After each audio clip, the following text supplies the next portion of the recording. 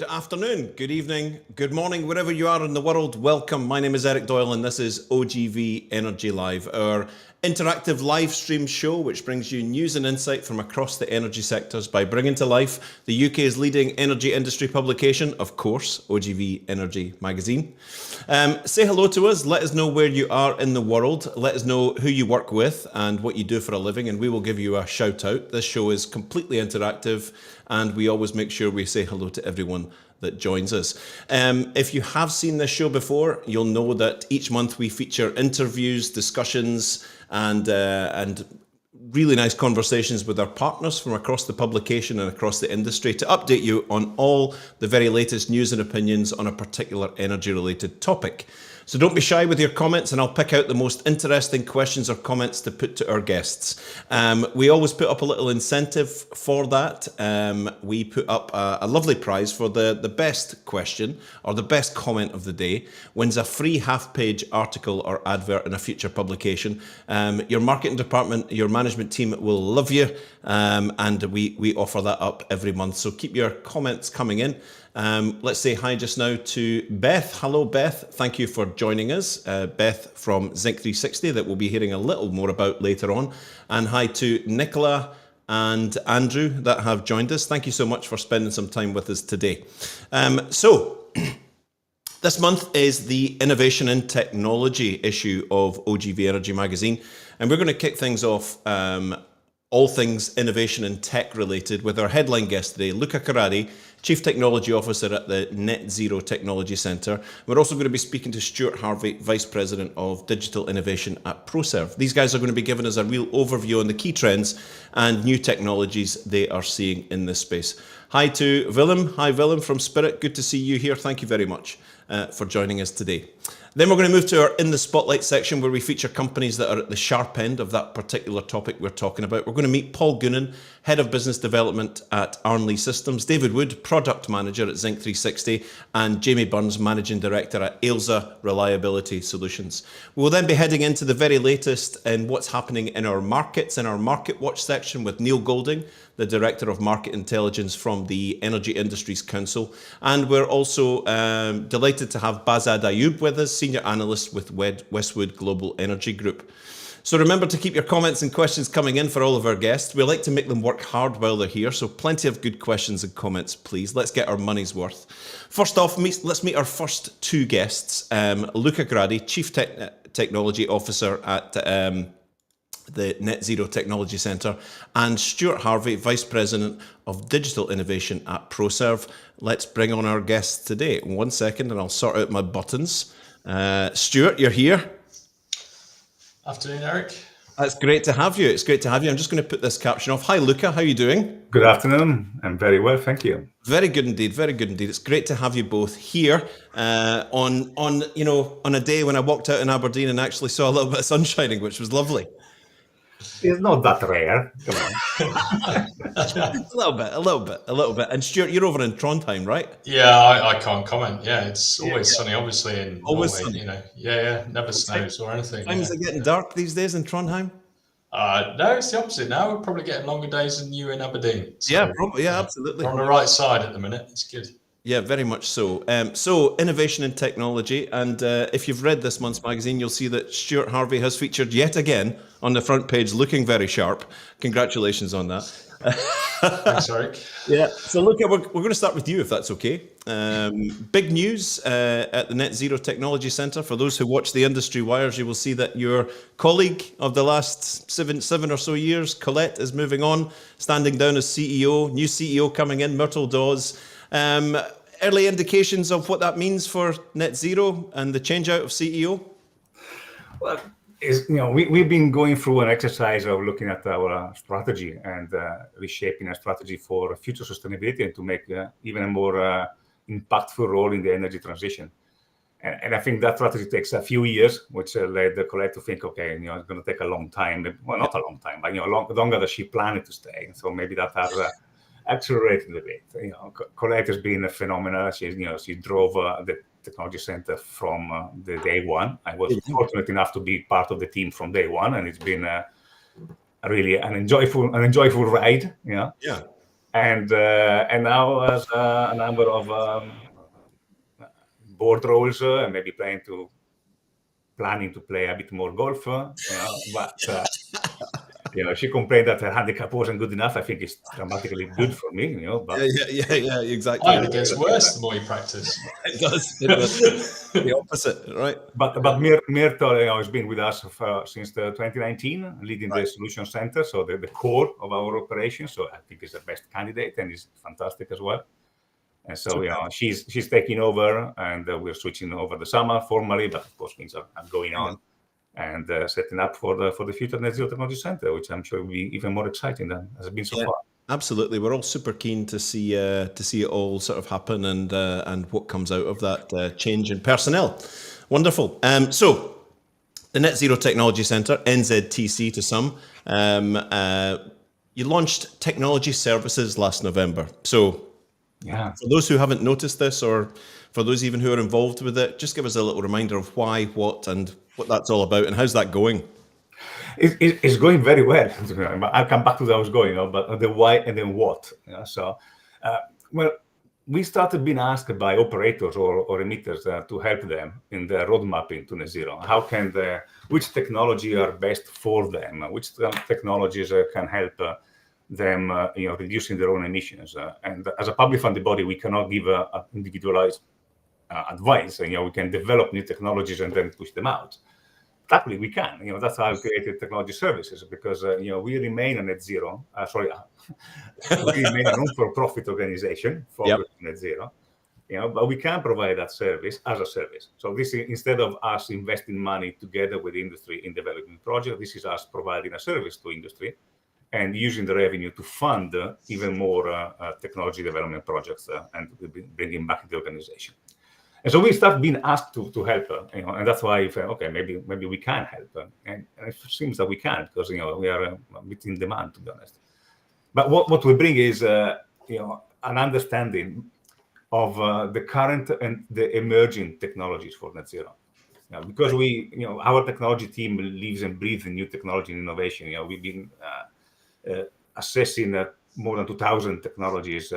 Hundreds of them have become a project, either a study or a project, and about 175 went through a field trial. So even those that are not available now, we have a good idea on when they can be available and how impactful they can be. And so when you do a roadmap in terms of how do I get to net zero by 2030, 2040, 2050, depending on where your requirement is, you shouldn't look only at today's technology. You should also be aware of what is coming up. And that's where our advice can help, because as I said, we have a good understanding of some of these technology, how impactful they can be, and also when they can be available. Clearly, is not a certainty, but it's an educated guess, if you want. And so that is one of the things we're doing for customers. Another one, actually, that has been in high demand is horizon scanning. Remember when we met a year ago? Yes, that was one of your pieces of advice, is to horizon scan. That's what you're doing and you're thinking about. Yeah, you did. You spoke about it a year ago with us. A year ago, yeah. And it was having organizational agility. And to have organizational agility is about having this mindset of looking into the future or the potential futures and be ready to flex and adapt. And so that horizon scanning apparently picked up, because we're helping companies improving the way they do it, or even providing that as a bit of a service. It starts off what are the key elements that outside of your organizational control, and so that would be technology innovation be done somewhere else. It can be policy development, it can be society evolution. What is likely to affect and impact your business, and what should you do about it? So that kind of clearly our focus on the technology side of it, but policy and society are impacting technology development as well. Incredible. So we're helping, for example, a few companies on that, and reviewing how they do it and providing a bit more insight and helping them doing it better. Fantastic. And I know you maybe can't get into specifics about technology services, but really practically, how does it work? If a company was out there and had that kind of like these questions about that, and blah, blah, blah. How would it be from initial contact? What would a project look like in technology services? Well, first, reach out on our website. That's a good starting point, or reach out to me, but reach out to our website is the best thing. There's a simple form to fill, and that gets into the process. And then we quickly analyze if we can help, make sure we don't have any conflict of interest on technology that we are co-developing, but also provide a quick response. And then it becomes a service. Outstanding. I can see some of our guests in our green room. They are taking notes. Contact Luca. I think that's actually happening. So is this purely Scotland and UK, or are you spreading your wings a bit more these days? No, that's also part of our strategy, right? So I think we're a mission-based organization. Well, our mission is to accelerate the path to net zero through technology. And so we'll be limiting, sort of a moral obligation to help where most impact can be done. And so now we're going global. We're going global, and we're actually at the moment working with a client in the Middle East, an operator.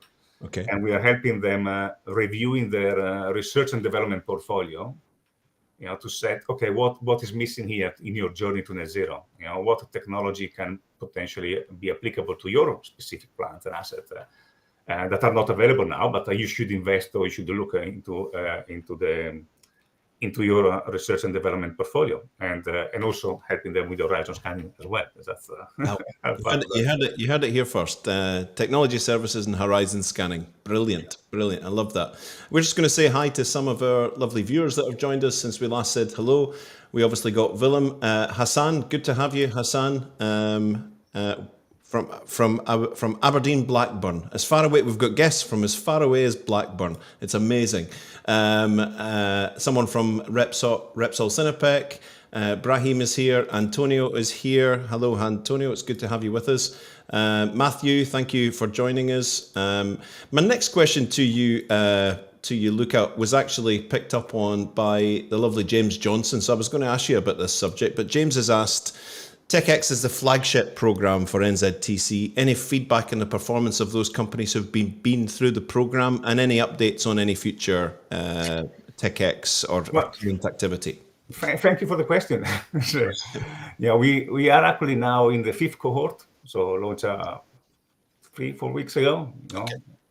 And that is the 5th round of startups. So we added 13 new startups to the portfolio. We have we graduated 45 from our program over the past 5 years. And they're still going strong. In terms of performance, I'm glad to report that they have raised about 75 million in equity across these companies. And 10 million in revenue. So some of them are generating revenues, which on a startup is always a good signal. And overall, they're employing about 250 people, which is also part of that great result. So it is a flagship program. It is, it has international partners as well. Is going very well, and it's interesting because starting was more on the optimization, and now there's a lot of the company and technologies are about net zero. So we have 4 or 5 about hydrogen, and making the hydrogen better or cheaper or faster, adopted in for unmanned vessels for operation at sea, or catalyst, a new type of catalyst for production, hydrogen motors for aviation, maybe also making hydrogen from wastewater. These are just some of the new ones we have. Some of them are on wind, a new wind turbine design, which is promised to be, if it works, more efficient and modular, which is combining the scale with the solving the problem of transporting big things around, but also using space technology to assess weather in order to optimize renewables operations at sea, and direct air capture or carbon capture and storage. That's also a very promising field, right? Which is when I was talking about direct air capture 3 years ago, people were thinking we were mad. Now there is a number of projects. One of our companies, actually, Mission Zero, graduated from a previous cohort that went on to win the Elon Musk prize. So you can see that they're growing. clearly it's very expensive. It's still very expensive. So our goal as a technology center and the work we do with startups, but also the other project is all about making this technology more affordable. And part of that is making them more reliable and better performing. Very good, very good. Thank you so much to James for that brilliant question. Can everyone else do exactly what James has done and put down great questions like that, so we can put it to Luca and to Stuart. Willem Boon van Oxy, the man with the coolest name I've ever heard in my life. There's actually the third at the end of that, but he doesn't like to talk about it. Said Icerto or Icerto is a good example of TechX success. I'm sure we'll agree. That's fantastic. Thanks very much for that. So, we always when we think of Net Zero Technology Centre, we think of the companies you're supporting, the companies that you're helping, but also how you're translating and interpreting what comes from government. What government and industry support is needed to push forward for net zero? Now that you've been at this for a while, you've been focused on this for 7 odd years now, so now your thinking must have pulled through and crystallized. What government and industry support, hand in hand, and maybe other bodies, do you see as needed to really push this forward now? Yeah, I mean, the support has been great, both from government and industry, right? So all these projects, those numbers I quoted before, are thanks to the contribution and the support of government and industry. We don't do anything by our own. And clearly, the past year has been challenging because the pressure on the energy security potentially seems to have it may appear that it has distracted a bit from the energy transition and from the sustainability, but it really hasn't. As the macro trend is still at play, and we do a lot of work with companies that, they do have maybe short-term challenges, but the strategic direction is still that of going net zero, because that's obviously what needs to be done. From a government perspective, what I think is needed, is to keep investing in technology, because the technology, we see the rate at which technology is evolving, and it is fascinating. And so we need to do what I said, 2 things, a dual approach, right? So we do have technology now. We can produce hydrogen now. We can do carbon capture and storage. We can reduce emission, eliminate emission at the moment. And we should do it at pace, in earnest, because it's an urgent problem, climate change. At the same time, these technologies are in the early stage of maturity. Is somehow like driving a car from the 30, a Ford Model T or a Volkswagen Beetle first generation. It can take you anywhere as long as you got petrol and as long as you got a set of tools to repair it on the road, because those cars were breaking frequently. And it wasn't very efficient. So what we need to develop is the cars of today. Self-driving, self-parking, super safe, airbags, active suspension, etc., etc.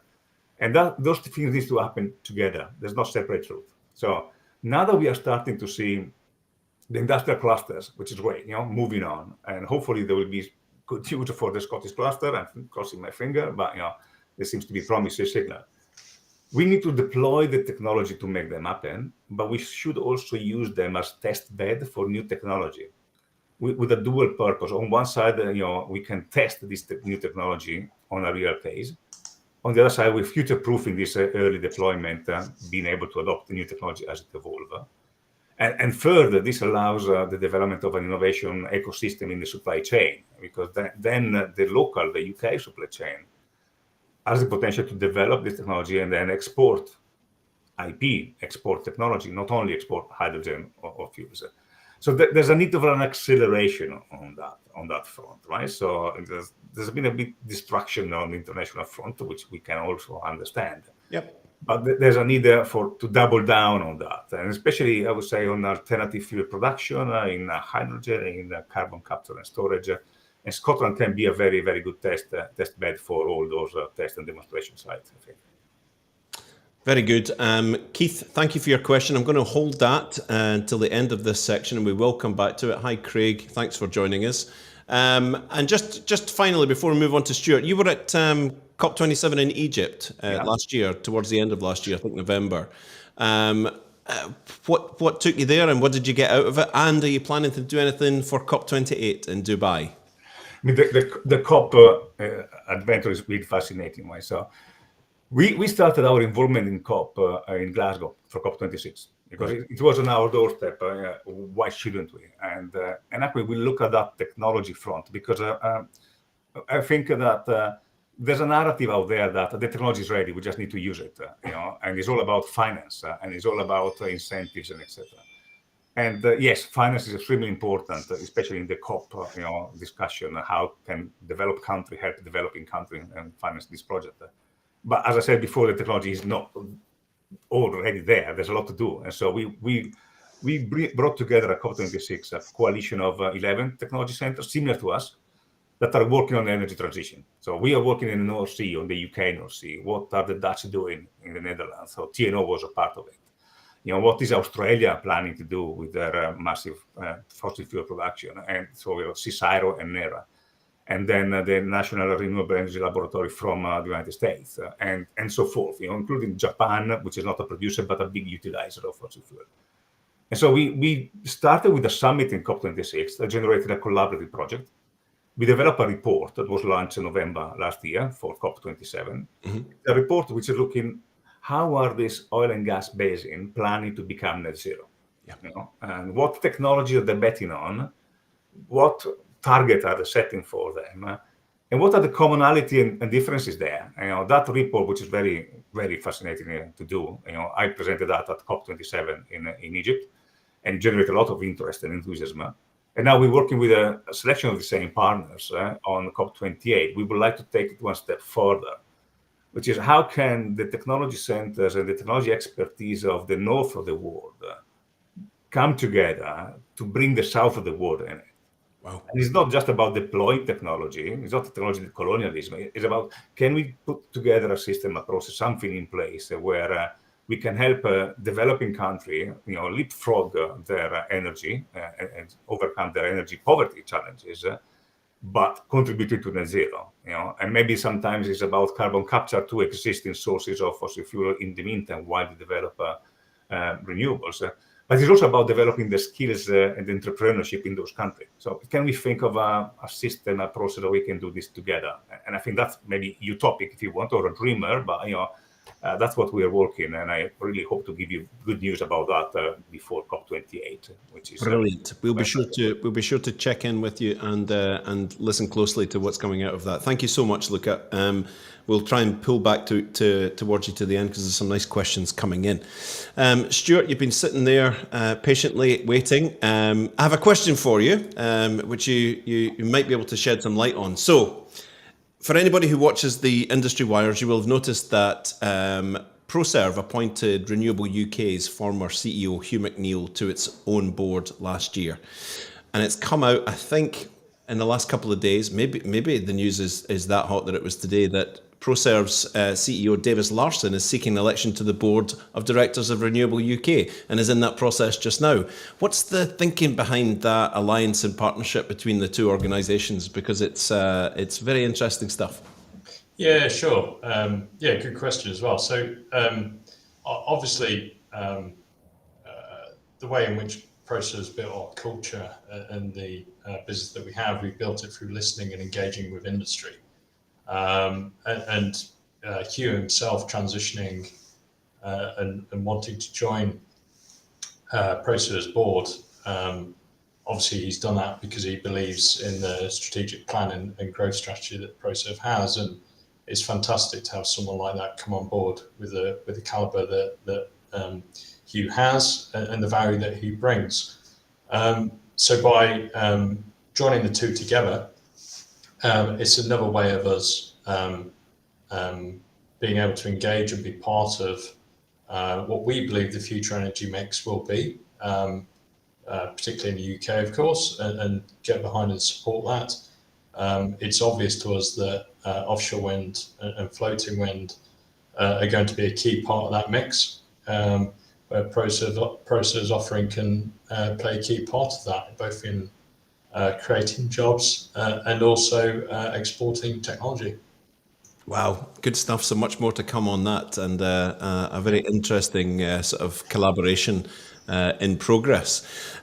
Cutting back to this month's magazine, your article, in your article, you speak very passionately and very eloquently about your take on the power of partnership, and it kind of rings true.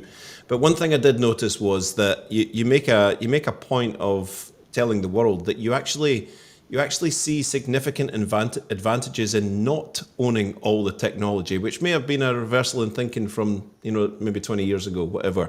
So why is this sort of acceptance that maybe owning the technology is not that important for you? Yeah. What's that all about? Yeah, great question. And I think it still rings true, to be honest, for most companies that they perceive having to own it. I mean, for us, it's pretty simple. We've got that philosophy because we're extremely ambitious. And we also believe that success is a team game. If you've got that philosophy, you can achieve significantly more than you can if you try and do everything yourself. Yeah. And that applies to most things in life. The origins of that philosophy is, again, through listening to customers and the market, where they want best-in-class technologies, and by adopting that philosophy, that enables us to implement that as our strategic plan. It's as simple as that, really. And also, it's, to be honest, I am working in it, in that space. It's actually really exciting because it's like working in a startup environment, and working with a lot of startup technologies, and joining them on their journey and commercializing their technology.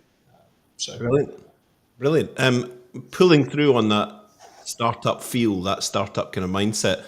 One of the things that both you and Davis talk about in this month's issue is it sort of rings through the whole piece about, you're a big company, you're a big organization, you work on very, very hard sums and complex projects and stuff like that. But one of the things that's at the core of all that is maintaining this entrepreneurial spirit, which harmonizes very well with what you're talking about with not owning all the tech. And, what do you believe are the key factors to developing and then maintaining an organization's collaborative and entrepreneurial culture? How on earth do you keep that going in a big company? For me, it's sort of two things: people and leadership. With people, you need different perspectives and be able to understand and leverage those different. I think there's a recipe, sort of three key things you need when it comes to people to have consistent success. Consistent, being the key word. You need someone that understands the industry problem, but who also has a vision of what the future looks like or could look like. You need people that understand the way things have always been done, and therefore understand the current state and have domain knowledge. And then you probably also need, well, not probably, you do need some technical people with no preconceived ideas, in my opinion. But it's one of those topics that I'd be really interested to know what other people think to that. Mm-hmm. And then, of course, from a leadership perspective, you need to give those individuals space to create a certain amount of anarchy within an organization, and challenge the way things that have always been done, and allow them to take risks, allow them to make mistakes, within a risk category, to take things forwards. And it comes back to some of Luca's points earlier about the whole horizon scanning, and understanding what the future looks like. And Kodak, as we all know, is a brilliant case study for what will happen if you don't leverage that sort of philosophy. Yeah. Analysis paralysis, and just watch the world all go away. Sorry, I've just been the largest question ever written on this, posted by Gareth, and it's just caught my eye. I hope that's not a chat GPT cut and paste, but it's a belter. We'll come back to it. Well, we've still got you, Stuart. In the magazine, I understand the concept. I think the terminology was new to me. You talk about RTO quite a lot, real-time optimization. Can you just give us a bit of an overview on what that's all about? Yeah, sure. So, as probably most viewers know, optimization has been around since the probably 80s, 90s. It was in our industry, the energy industry. It was sort of pioneered predominantly in the chemical processing space, where you basically do numerical modeling to figure out optimum set points. Right. On control systems. You need a bunch of experts that have typically been in organizations for many years, seen it all, developed that skill set. With the evolution of new technologies, and I'm sure Luke knows everything about this, things like machine learning is a technique and method that you can apply to controllers in a real-time environment by connecting those algorithms essentially to that layer in the control environment. You can, with the right technology, of course, in terms of your algorithms, be able to understand what the optimum set points are in real time and continuously update those. So in our industry, there's a lot of complex, non-linear problems to solve, like wind turbines. The wind changes direction consistently. Turbulence is a big issue. General wear and tear on turbines. So knowing what your optimum set points are all the time, it is very hard to solve through traditional numerical modeling. So RTO is the development, is a huge development space currently, which is built around things like machine learning to exploit that opportunity. Very good. Thank you very much for that. Keep the questions coming in, and we will come back to the questions that have come in just at the end.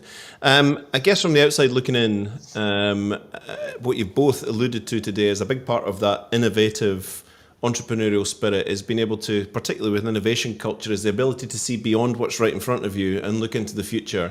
And in the magazine, you talk about reimagining controls. How do you see energy assets being controlled in the future?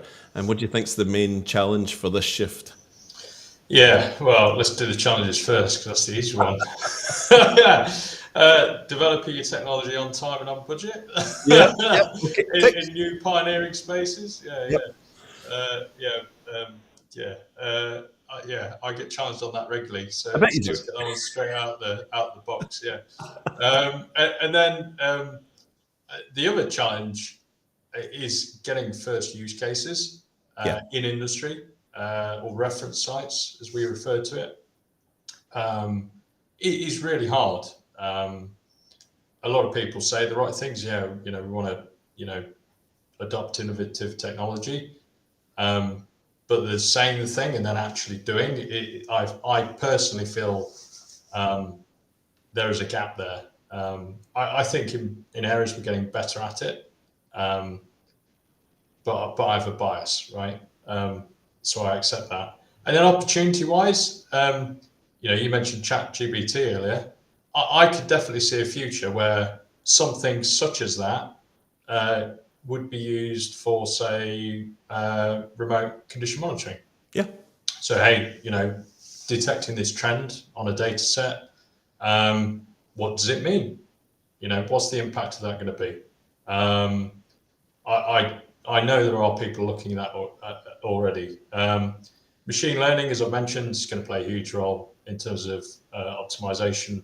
Large operators, I'll stick my head above the parapet, but large operators typically don't want, big teams of people that have huge wealths of knowledge, because they get really good and then go somewhere else and it leaves a hole for them. It's not that they don't recognize the value they have, but people go and leave. Whereas if you embed it in technology, it's a way of developing that IP and holding it in house. And then edge computing, computing technologies still developing at a rate of knots, and will play a significant role in what you can do in terms of processing data locally before bringing it back to a central location. So I could go on forever. I know you could. Yeah, absolutely. We could spend a couple of hours just with you two on these topics. It's brilliant. Stuart, I'm going to go to a question or a comment from, and I will put this out to both of you. There's a lovely question that's coming from Keith.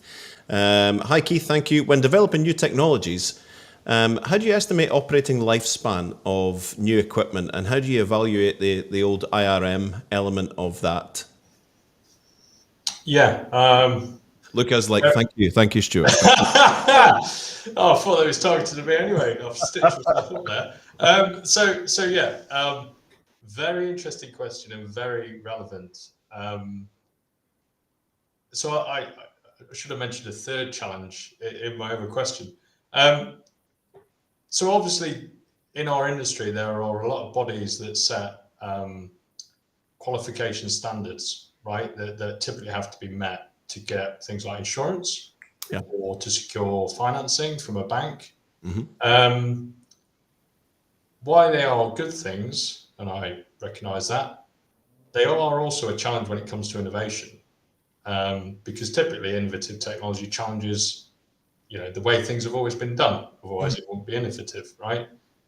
Which is one of the reasons why, getting asset owners, for example, to adopt new technology is a barrier, because they're taking a risk or challenging that as well. I think, in a roundabout way, what I'm saying is, don't know if I've answered this question or not, I'm just rereading it.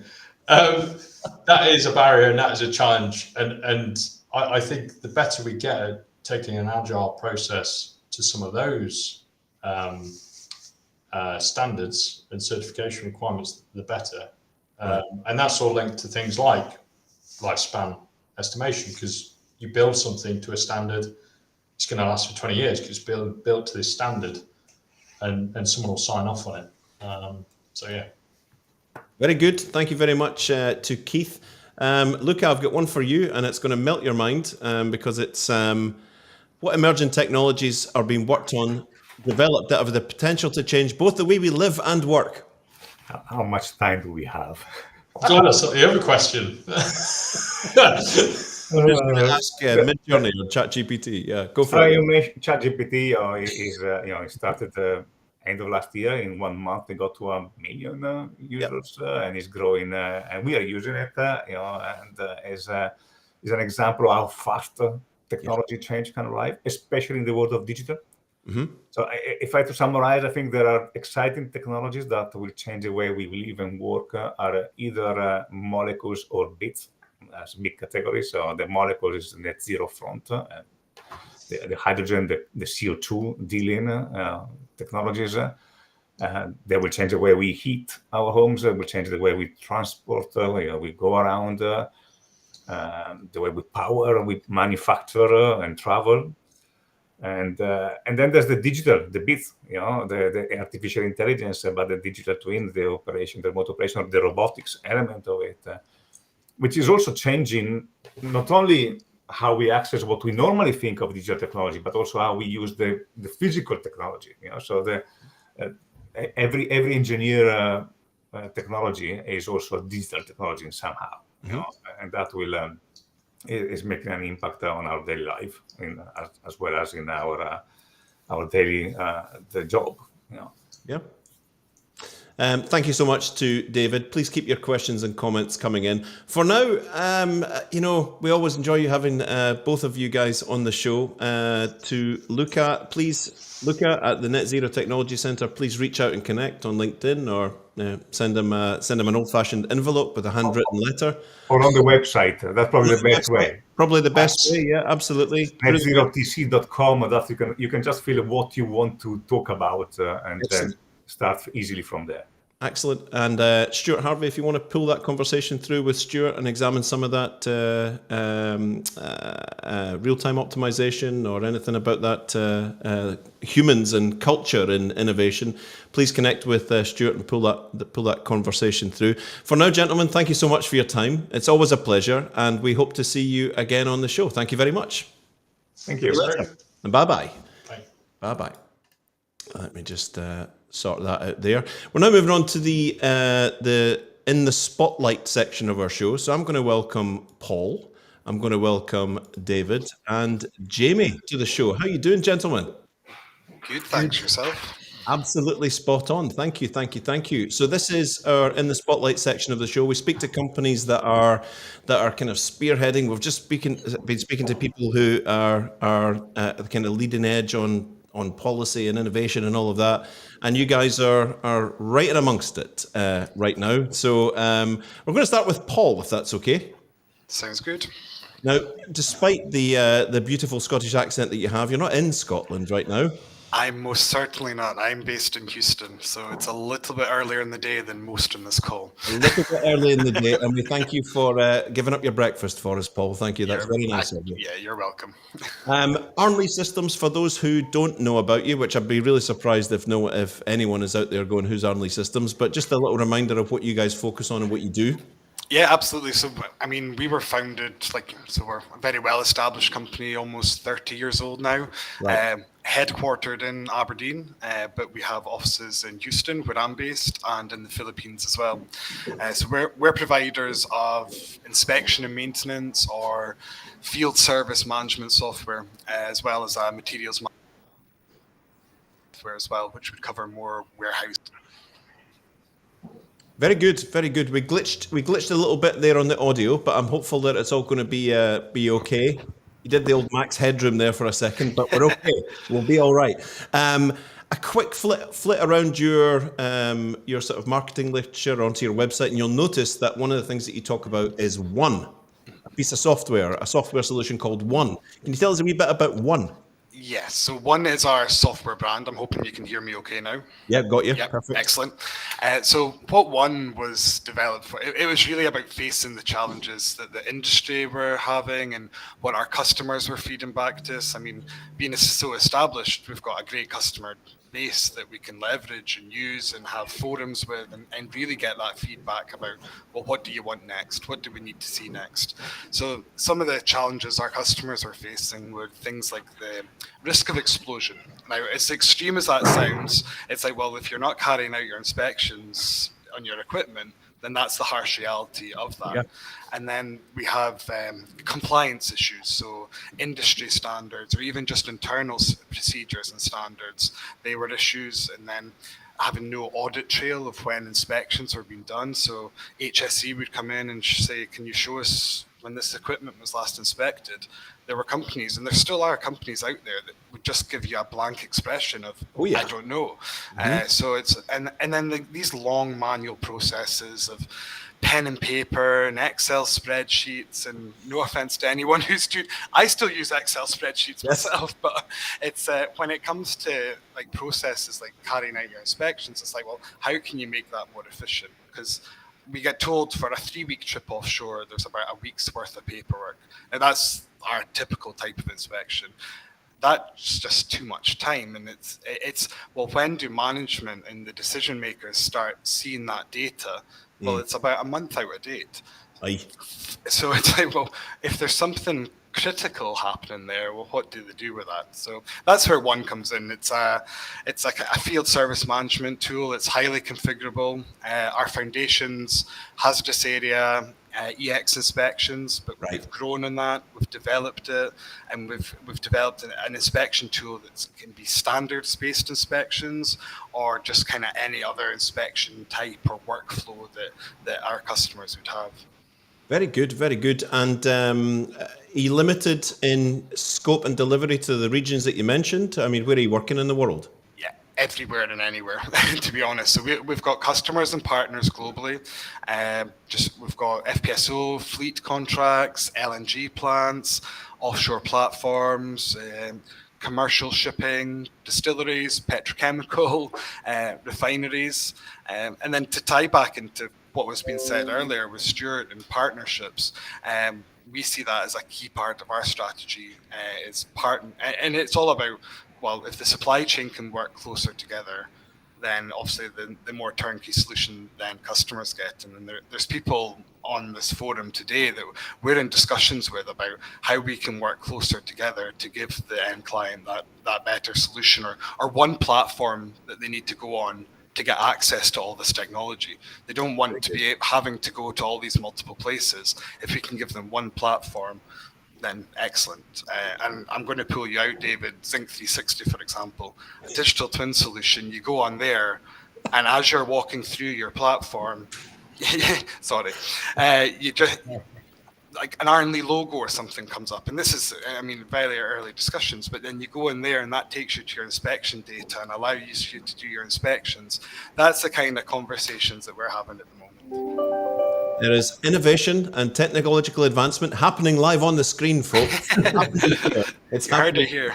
We heard it here. Absolutely wonderful. And if someone was to touch in with you, your customers, what benefits are they seeing in their lives, their professional lives? With yes, so I mean, what they're doing at the moment. I mean, like I say, they're coming away from this pen and paper, so they're using tablets, smartphones.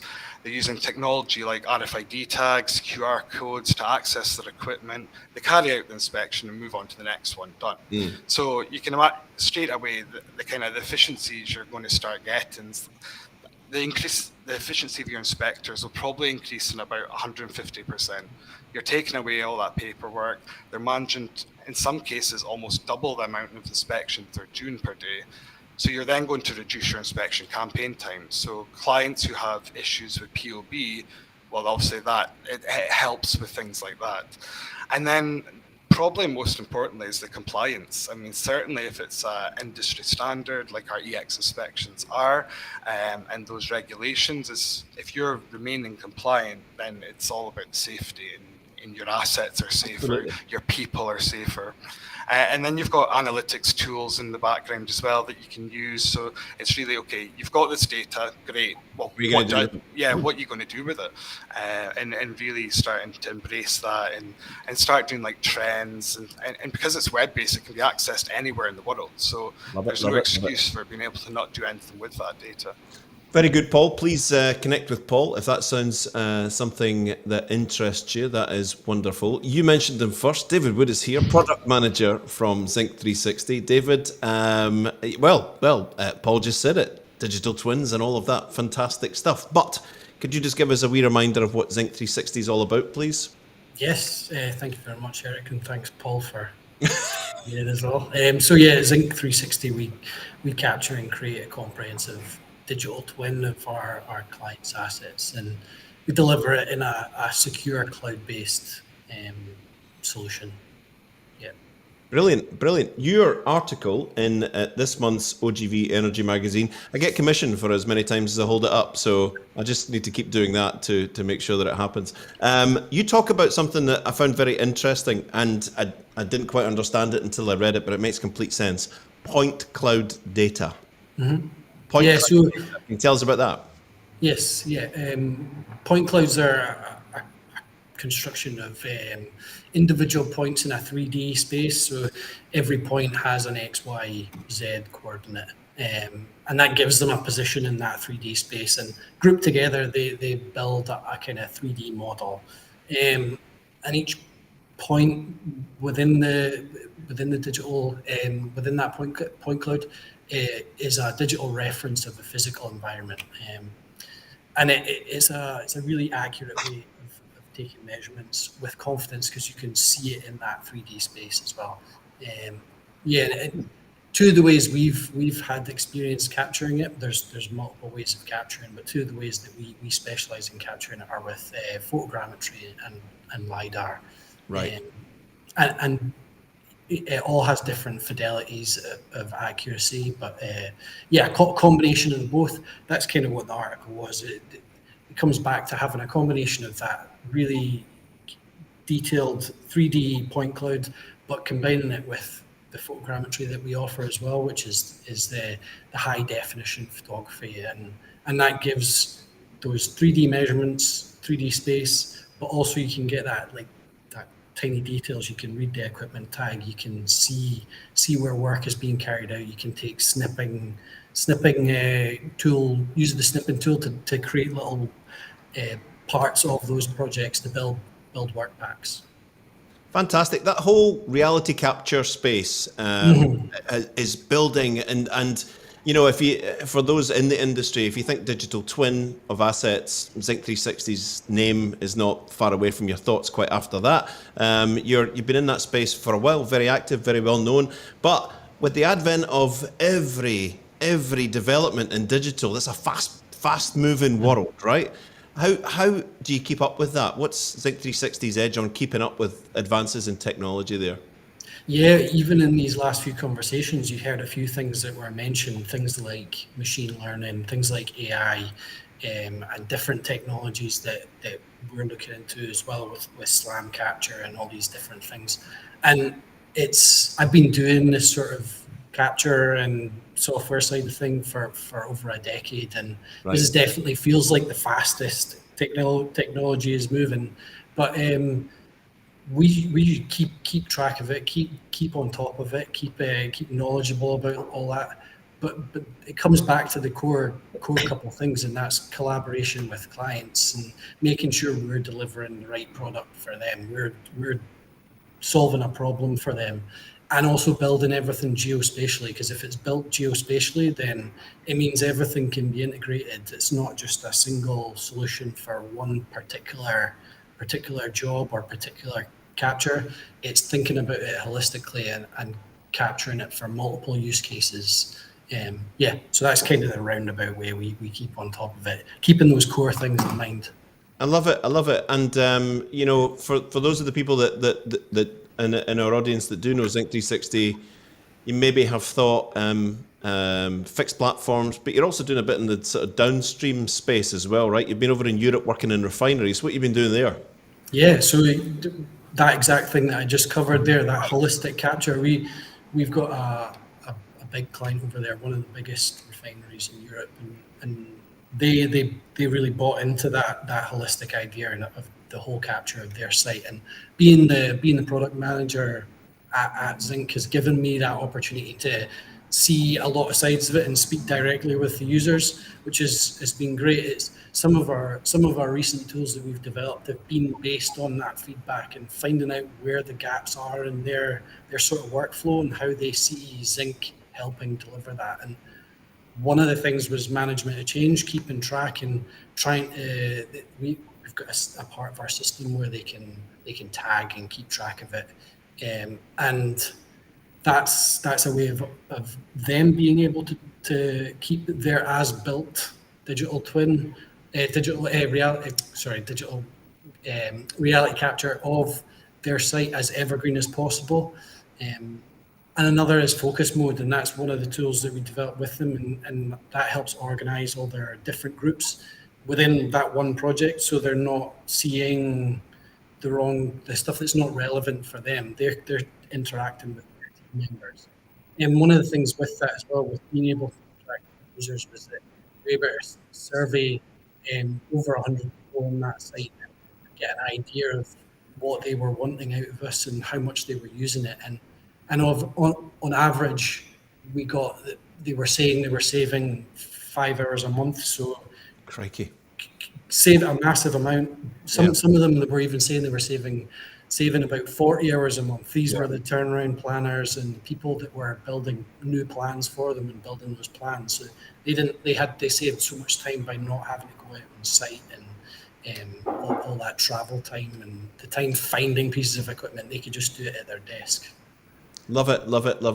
Something that was mentioned quite a lot by our headline guests was integration, collaboration, partnerships, and all of that. Yeah. Something you agree with as a product manager these days? 100%. Yeah.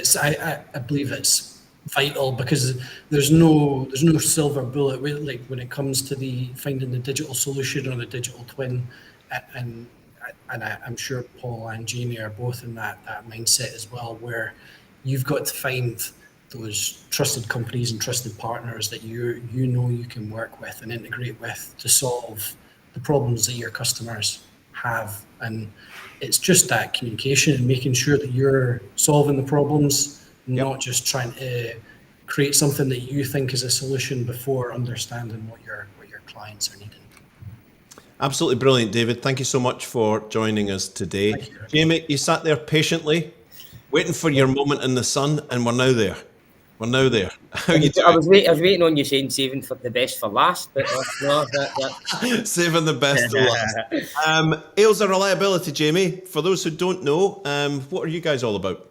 So we don't have the kind of history that the other two guys have got. So I started the business up in 2020, right in the middle of the pandemic. Everyone thought it was crazy, but they probably weren't too wrong. But the reason that I started the business, I've been involved in motor generator repairs and HV, LV repairs for a long time.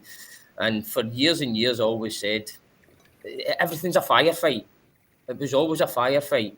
So things would be breaking down. Everyone would be spending huge amount of time and stress trying to get things repaired. And I always thought, surely we can see this coming. Surely somebody can say in advance that this is going to break down. So had that philosophy, and then we've tried to implement it, and then have decided, you know what, let's go and give this a go, a real go, because there's technologies out there in the markets and the industries were starting to change, and we're starting to adopt new thinking in it. So started up Doyle's reliability solutions to be that different business. Fantastic.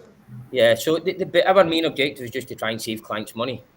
Yeah, absolutely. Yep, do this by eliminating downtime and reducing wasted energy in their key and critical processes. So, yeah, that's us. Been now going a couple of years, and we're proud to say that we've managed to save over £2 million in unplanned downtime and help generate over 30 gigawatts of green electricity. So, yeah. Not too shabby. Remembering, folks, keep the questions coming in for Paul, David, and Jamie here. Jamie, we noticed in the press that you won a bit of an award. So someone's actually taking notice of what you're doing, and you won a bit of an award. Can you tell us what that was about? You'll make me blush.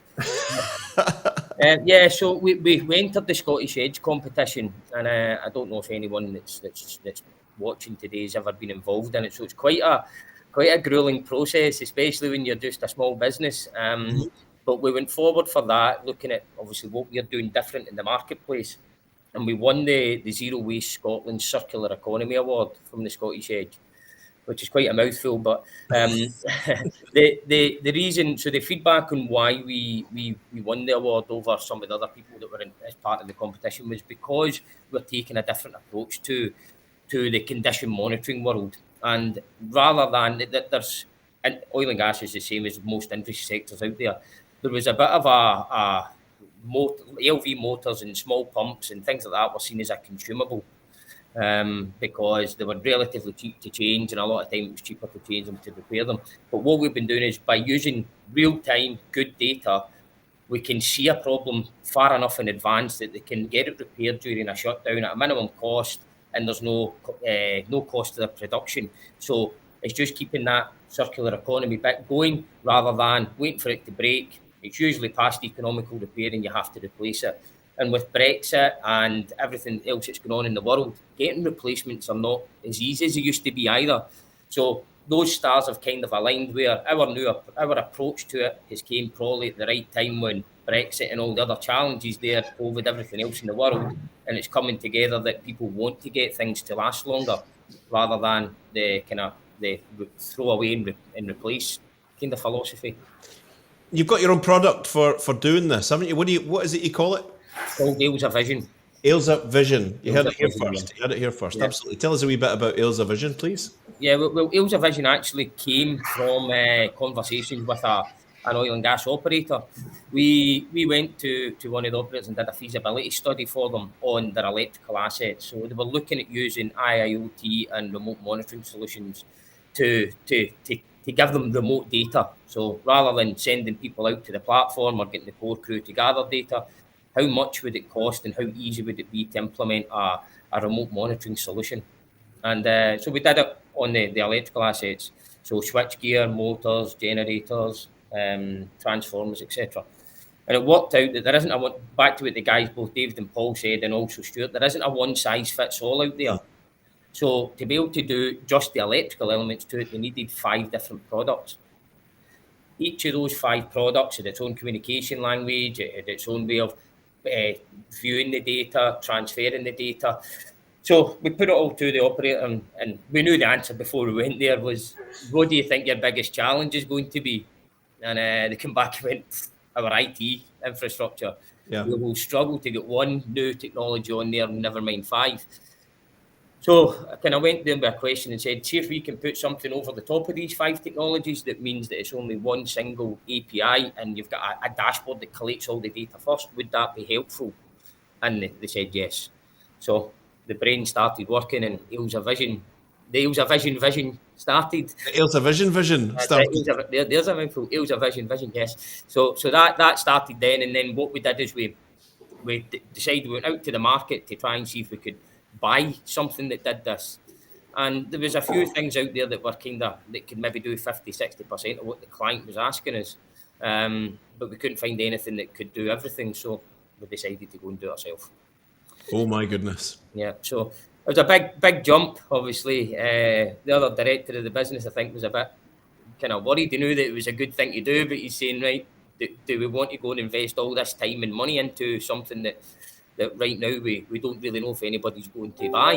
But we did a bit of market research, spoke to the clients, and we got good enough feedback that we decided to give it a go.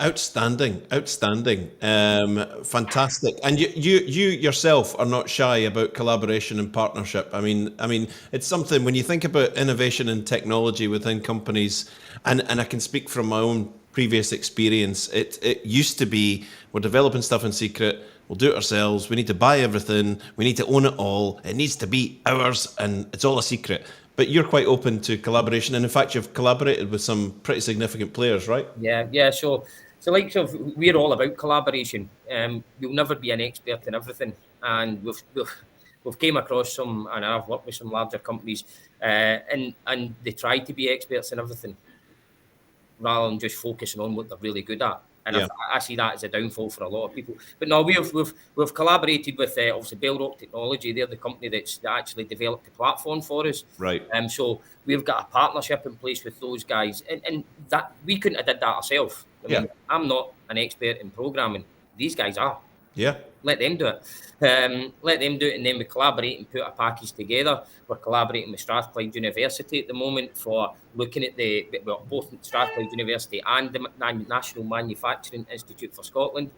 So the NMIS they're called. Yep. So we're collaborating with those guys, and that's all about taking the product to the next level. I mean, David, Paul, and Stuart and Luca all spoke about it. So machine learning, real-time optimization, AI, and bringing all this to the condition monitoring world. So working with those guys at the moment and looking at how we develop the product continuously. And it's the same with even the downstream technologies that we use. So we don't supply sensors, we don't supply hardware. What we do is we help clients find the right solution. And that may be a mixture of 1, 2, 3, 5 different technologies. All we're doing is trying to bring all that together and make it make sense. Like Paul was saying earlier, it's okay gathering data, but you need to be able to put that data into a nice story and explain it to someone that they can understand easy enough. Fantastic. Listen, it is superb to have you guys on our show.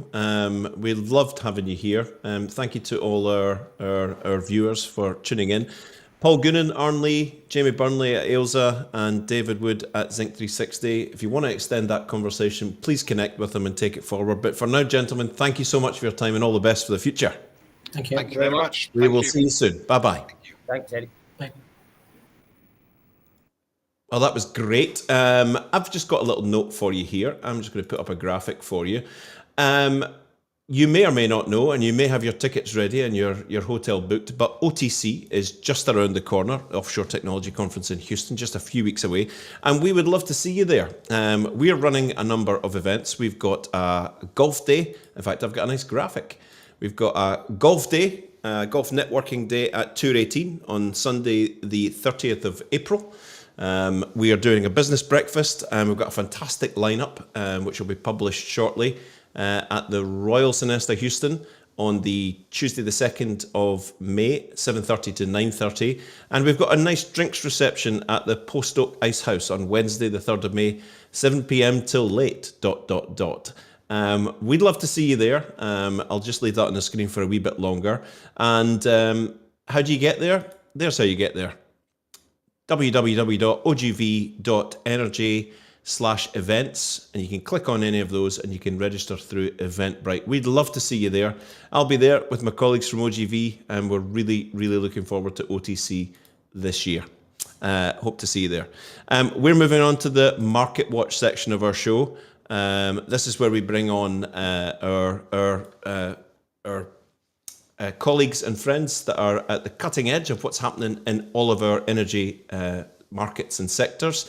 So we're going to start with Bazad Ayub, Senior Analyst at Westwood Global, and Neil Golding at the EIC. I hope these guys are here. Yes, they are. Bazad, you're here. Hey, Eric, how you doing? Great to see you. And Mr. Golding, sir, how are you? Hey, how are we doing? Which far-flung corner of the world are you in right now? Notting Hill. No, Notting Hill, that's where, God, yeah, that's some time ago. Vauxhall, sorry. Yeah, good to see you, Basil. Seeing you, Neil. How you doing? That's all I say. Very good. Absolutely. Bazad, could we start with you? So you're pretty much focused, I don't know if it's exclusively, but on the wind sector, right? I'm on the wind sector, yeah. So Westwood, we do cover other energy sectors, but myself, it is just the wind side of things. Fantastic. Yeah. So it'd be a lovely crossover if you could give us a wee mention of some of the major highlights in offshore wind since we last spoke on OGV Energy. Yeah, sure. So, I mean, some of the big highlights have been quite a lot of FIDs have taken place since the last update. So we've had FIDs taken at the 960 megawatt Hydrate project in Germany, at the 496 megawatt Nomater project in France, and also at the Greater Changhua 2A and 4 wind farms in Taiwan. So these are being these Taiwanese wind farms are being operated by Ørsted, and they'll have a combined capacity of 920 megawatts. Also had quite a lot of contracts being awarded at East Anglia 3 wind farm offshore England, so a bit more close to home. So one of the major ones was the award of a contract to Siemens Gamesa. It amount to approximately $1.6 billion for the supply of 95 SG14 236 turbines. And these turbines will be running at a capacity of 14.7 megawatts individually. Apart from that, consortium of Navantia Synergies and Windar Renewables have been awarded a contract to supply 45 monopile turbine foundations at East Anglia 3. And Cadler has also signed a firm contract to install those Siemens turbines. So Cadler's contract is valued at approximately $109 million. My goodness me. Lots of activity to talk about. What near-term activity should our viewers be keeping an eye on that have an interest in this wind world? I'd definitely say keeping an eye on leasing activity. So according to our data, in 2022 alone, a whopping 54.9 gigawatts of new offshore lease capacity was awarded globally. And 2023 is looking to be quite significant for lease award as well. So as I hope most know, a few weeks ago, the INTOG leasing round was concluded offshore Scotland. Total 13 projects were selected by Crown Estate Scotland. 5 were selected for the innovation portion, and the remaining 8 for the targeted oil and gas portion. France also concluded its tender recently for the rights to develop the 1 gigawatt Normandy wind farm, and this was awarded to a joint venture of EDF and Maple Power. And in terms of recently launched tenders, again, in the last sort of few weeks, the candidates who will participate in competitive dialogues for the rights to develop the 1 gigawatt Ile d'Orléans and 1.5 gigawatt Saint-Amand 2 wind farms in France have been revealed. The winners of these are scheduled to be announced at the beginning of 2024. 9 candidates have been shortlisted for Ile d'Orléans and 6 for Saint-Amand 2. And we've also had tenders launched, for the first time in Lithuania as well as Norway. So Lithuania is looking to award the rights to develop a 700 megawatt project, and Norway's launched a tender for 2 sites. So one is the first phase of Solid 2, which will be 1.5 gigawatts, and also 3 sites across the Osteria Nord offshore wind area. So these will be floating wind projects. And the reason I think you should keep an eye on this leasing information, tenders, etc., is because it's vital to get in as early as possible. So if for the viewers, I think you should monitor at the very early stage, see even if you can who's bidding to try and get in as early as possible, basically. Very good. Now, our show this month is about innovation and technology. What innovations are you seeing in the offshore wind world? So I guess starting with floating wind, I think that's an area where there's just all kinds of innovation happening with the different floating solutions. I think at the moment there's, depending on who you ask, between 80 to 100 different types of floating wind foundation types. And these are being developed by a mixture of company types. So these include engineering consultants, startups, as well as traditional oil and gas platform, EPC contractors. The type of innovations we're seeing is, dual turbines on platforms, different types of self sort of erecting platforms. You've also got now a lot of sustainability. So how to build sustainable floating wind farms using sustainable materials. And, these are all sort of being developed based on different geographical factors, local infrastructure availability, and turbine designs. So that's, I'd say, an area where there's a lot of innovation within the technology that'll be used, but then the market itself is also sort of created new innovative ways of how to use the power that'll be generated. So you've got potentially powering oil and gas platforms, as we've talked about with the Intel ground, and also high wind Tampin, which will be the first one estimated to come online within this year. And also then power to X as well. So a lot of talk about using floating wind for hydrogen production. And outside of floating wind, I think sort of two main areas of interest innovations is the turbine race, the never-ending turbine race. So when I started in offshore wind, I think about 6-7 years ago, the average turbine was 6 megawatts. Now you've got 15 megawatt prototypes of GE and Siemens being tested. You got Siemens and Vestas, and you got GE announcing 17 to 18 megawatt variants of its own Haliade turbine as well. And on the vessel side of things as well, there's a lot of innovation there in terms of sustainability. So dual fuel, hybrid vessels, different type of fuel such as methanol and ammonia, looking into to sort of, I guess, decarbonize the construction and servicing of the offshore wind sector as a whole. Lovely. What a lot of interesting information. If our viewers want the full Westwood Global report, pages 42 and 43 of this month's magazine for all the usual rig updates and movements and activities. Thank you, Bazad. Absolutely great to see you back on the show, and we hope to see you again. We are going to go to Neil. Neil, great to see you. I mentioned OTC and all of the activity that we've got going on around that. What news from the Gulf of Mexico? Yeah, thanks, Eric. And we're coming through. Okay, there's a little interruption. Perfect. Okay, excellent. Yeah, thank you, Eric. Actually, things are moving forward again in the Gulf of Mexico, which is good. We have had a period where we did see very little activity within the region, but more recently there's positive news. And I'll start with the Mexican side. First off, where we have the Cayob Pit offshore oil field, which has just recently had approval for its development plan that had been previously presented by Pemex in December 2022. We're now expecting around about $450 million of investment on that particular project prior to startup in 2025. We've also continued to see drilling activity in the region once more, and a significant new discovery having been made by ENI in the Mexican market. So they've announced a discovery on Block 7 after drilling the Yatzil-1 exploration well, and that's in relatively deep, shallow waters, I guess, 284 meters, but drilled to a depth of just over 2,400 meters. So potentially 200 million barrels of oil equivalent.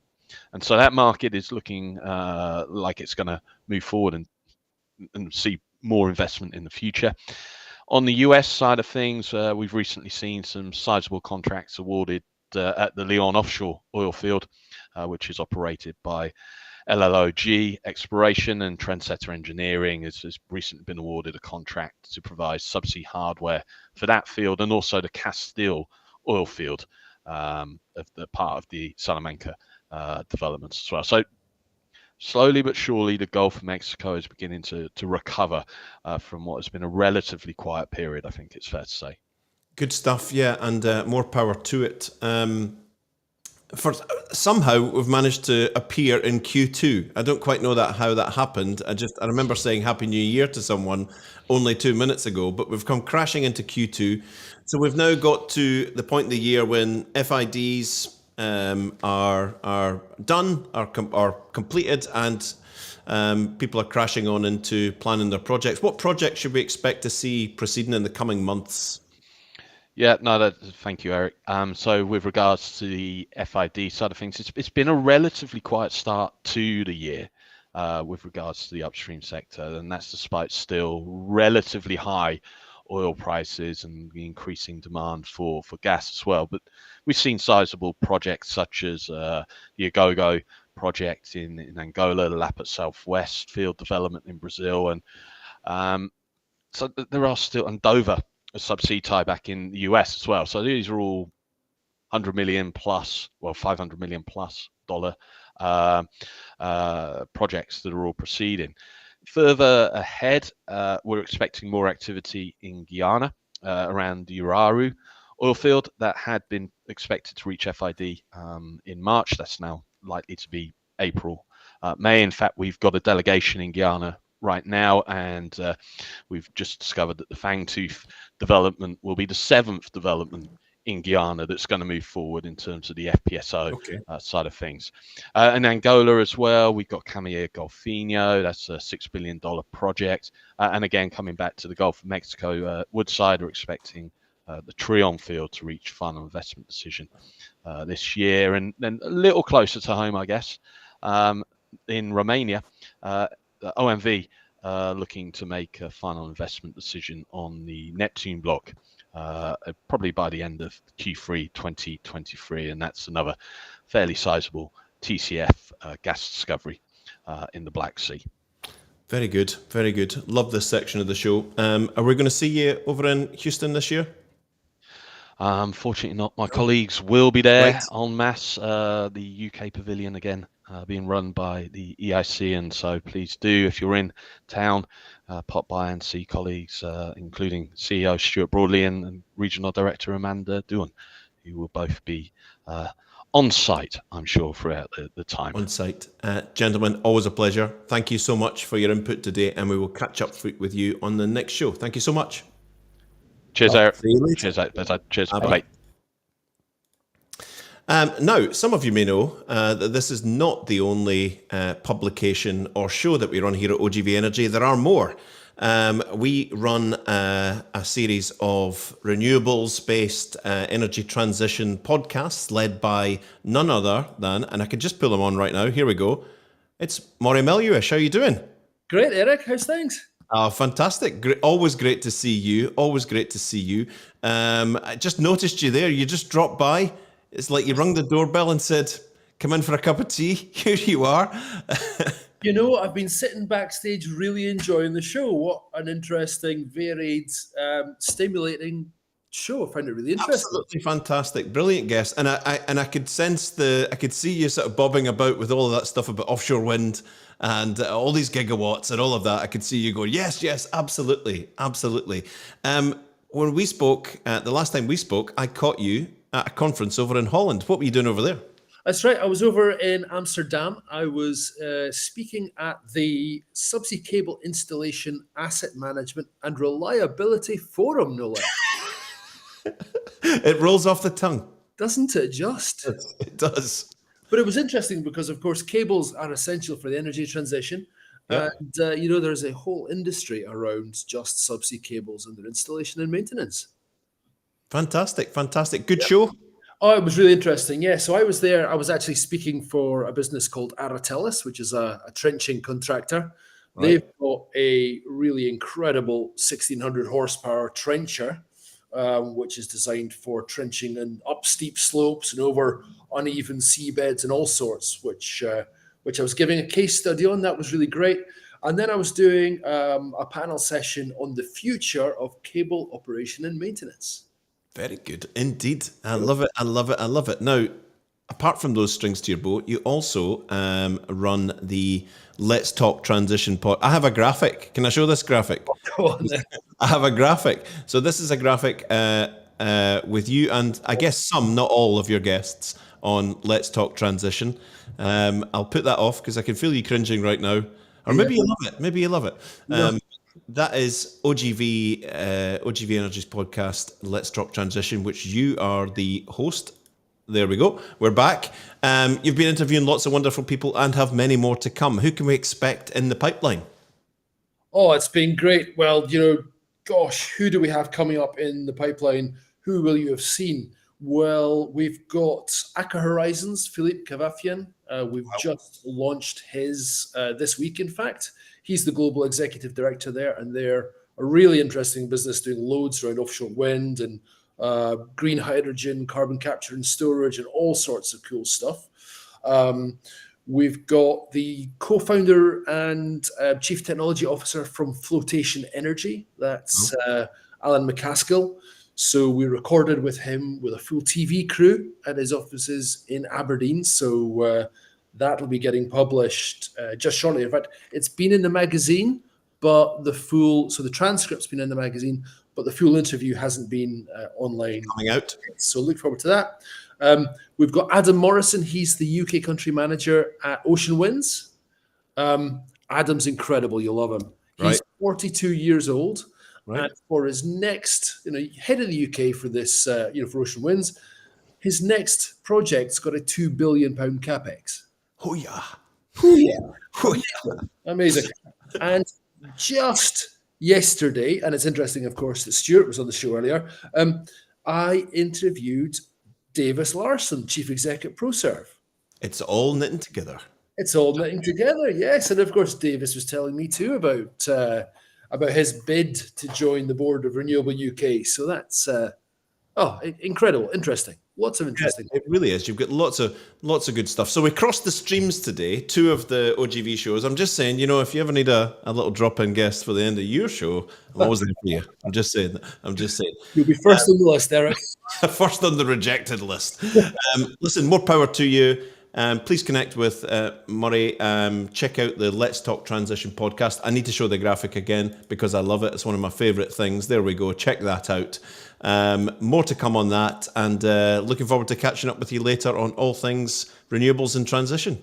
Absolutely. Likewise. Thanks very much, Eric. Good stuff, Murray. See you soon. Bye-bye. Bye-bye. We have reached the end of our show, and it's been an absolute pleasure to spend some time with you. I'd like to thank all of our guests today, and thank all of you for taking part. The little competition that we ran, I'm going to go with this one just because I thought it got an excellent response from Luca. I'm going to go with that one from David Stewart. So David Stewart, what emerging technologies have we worked on to develop the potential to change both the way we live and work? I like the fact that was broad-ranging. So we will get in touch with you, David. If you drop me a line after the show, we will hook you up with a free half-page editorial piece or an advert in a forthcoming magazine. Well done, David. Good stuff, everyone. Thank you so much. We're off to OTC in a couple of weeks. We hope to see you there. And by all means, jump on. I'll put it up one more time so that you can see it.